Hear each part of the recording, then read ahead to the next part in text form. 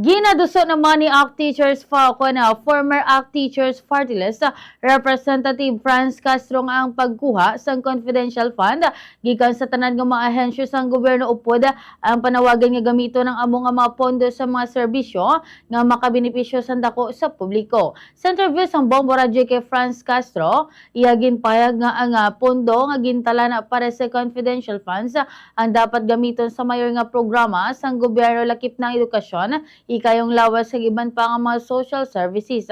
Sano kay Castro ang pagdula sa confidential funds, makabulig agud labi pa nga mapabasog ang transparency kag accountability sa paggamit sa public funds.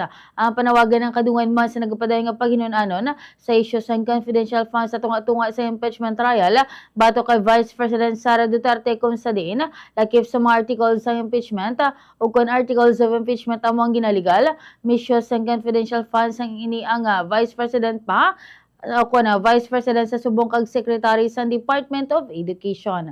Yari bala pamatian tanayin kabahin sang payag ni former ACT Teacher Party List Representative Franz Castro. Very radical yung aming tanggalin talaga itong confidential funds even sa Office of the President. No, kasi ang laki ng confidential funds ng Office of the President. Billion, 4 billion plus ang confidential funds.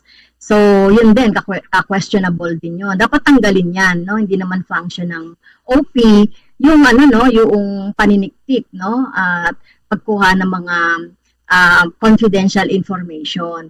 So, kailangan talaga, kung kailangan niya ng security agencies natin, katulad ng PNP, AFP, NBI, at iba pang mga agency, ay kailangan pahigpitin ang ang magkaroon ng another memo, joint circular, para talagang makita rin, maging transparent yung paggamit nitong confidential funds at hindi lang yung presidente ang tumitingin yan o hindi lang yung speaker or president ng Senate.